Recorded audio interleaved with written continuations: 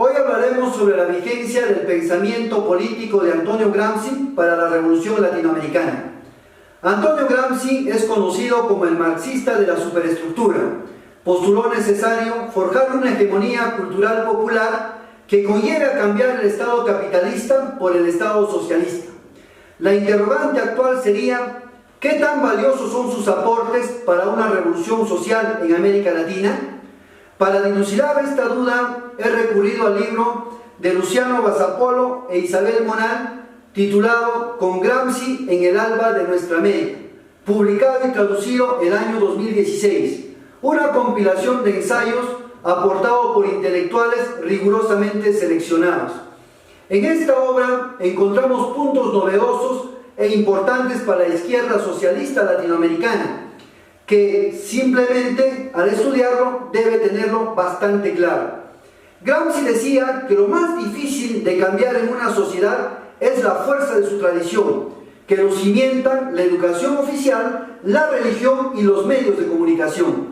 Esta fuerza de tradición lo llamaba el sentido común o la hegemonía cultural, aparentemente rígido, pero que en realidad se transformaba continuamente, enriqueciéndose con nociones científicas y filosóficas que se introducen en las costumbres populares. Gramsci planteó que el dominio de una sociedad se fundamenta en la hegemonía cultural del opresor, pero tras lograr un consenso con la clase dominada, y que para ello el Estado tenía diversos mecanismos para lograrlo. Sin hegemonía perdería legitimidad. La palabra hegemonía proviene del término hegemón, que significa poder o dominio en un terreno específico que impide la expresión del contrario. Por tal razón, la preocupación de Gramsci era cómo deconstruir los soportes ideológico-culturales de las clases dominadas y desarticular los núcleos donde se cimienta la visión de la sociedad burguesa. El ensayista Joaquín Miras, en esta obra, precisa que la hegemonía consiste en sostener un ethos cultural que permite vivir ordenadamente bajo un proyecto político que consolida un sujeto comunitario. Este ethos, cuando se desarrolla lo suficiente, exige la creación de nuevas leyes, acorde obviamente a la nueva cultura de vida, dando como consecuencia que se sustituya el aparato político por uno nuevo.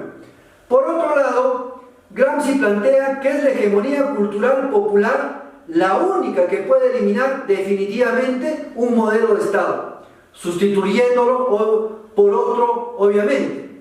Por ello, no resulta posible sostener una constitución que no sea orgánica con el nuevo modo de vida protagonizado por el sujeto comunitario. Hegel decía que la constitución de un Estado nace de sus costumbres y usos materiales, y que cuando una constitución choca con ellos, ésta salta por los aires.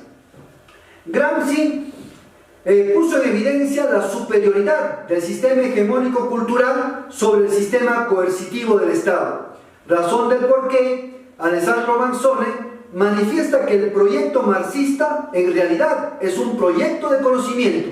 En la misma línea, Isabel Monal sostiene que al estudiar a Gramsci en Latinoamérica siempre debe asociarse al pensamiento de José Carlos Mariátegui y de Julio Antonio Meyer, constituyendo el acervo político de la izquierda latinoamericana. Gramsci diferencia el dominio hegemónico del dominio coercitivo. Si hay crisis de legitimidad en el Estado, es porque el dominio hegemónico va perdiendo fuerza, y que el Estado responderá mediante represión o dominio coercitivo. Pero si las clases subalternas logran formar un grupo social homogéneo, significa que su triunfo será inminente. Gramsci recomienda que la lucha ideológica se ensamble a la lucha económica y política, si se quería triunfar. Esto es real porque muchos partidos de izquierda se han ideologizado tanto que no exploran el campo de la economía y la estructura política del Estado. Gramsci describe la guerra de movimientos y la guerra de posiciones. La primera se refiere a la toma violenta del poder y la segunda a la toma pacífica. Sostiene que la guerra de movimientos de un pueblo es producto de la imposición de este camino como única salida. Y respecto a la guerra de posiciones, se puede deducir que la misma no logrará su fin si no logra una hegemonía cultural popular. Puesto que pueden ganarse gobiernos mediante elecciones, pero debemos recordar que aún no se ha ganado el poder. Hugo Moldiz precisa que en Latinoamérica no se ha producido últimamente una guerra de movimientos que concluya en la toma del poder. Por el contrario, se debate en una auténtica guerra de posiciones que acelera el derrumbe del neoliberalismo, y en este trance describe la existencia de 4 grandes momentos del proceso revolucionario. En el primer momento se desarrolla una crisis entre la sociedad política y la sociedad civil sin que haya un nuevo proyecto político alternativo al orden vigente. Las masas salen a las calles, pero de manera dispersa. Las clases subalternas no salen de la domesticación ni la fragmentación. Los pocos sindicatos se movilizan, pero cada uno golpea a su manera. Se rompen las creencias hegemónicas del neoliberalismo, las falsas expectativas y la autorregulación del mercado, que es una farsa, que estas distancian finalmente a las masas del gobierno. Los poderes ejecutivo, legislativo y judicial van perdiendo legitimidad. Existe dificultad para mantener el orden en la vida social a través de los aparatos hegemónicos y de coerción, y se provocan fisuras, pero no lo suficientes como para modificar la correlación de fuerzas.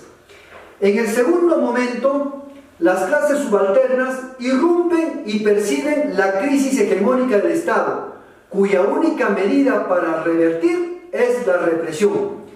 En esta etapa, la sociedad política aún tiene predominio sobre la sociedad civil.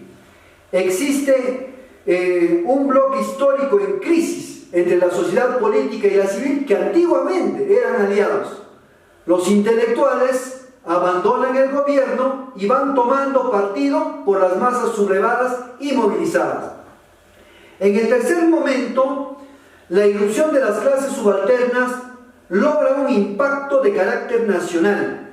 En esta etapa, la sociedad civil ya predomina sobre la sociedad política.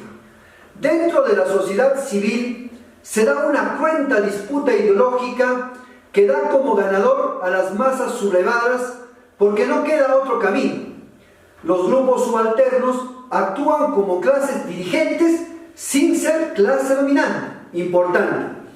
De nada sirven los partidos de izquierda tradicionales. Las clases subalternas construyen su propio instrumento, ingresan a la escena y salen de la pasividad y eligen finalmente su propia dirección. La política se realiza fuera de los centros institucionalizados de poder. La democracia participativa y protagónica toma poder sobre la representativa, convertida en un mero instrumento para elegir autoridades. Se construye una nueva hegemonía que desplaza a la anterior. Los grupos subalternos se liberan de la ideología dominante y adquiere personalidad histórica, es decir, conciencia histórica, destruyendo el poder enemigo e iniciando la construcción de su propio poder.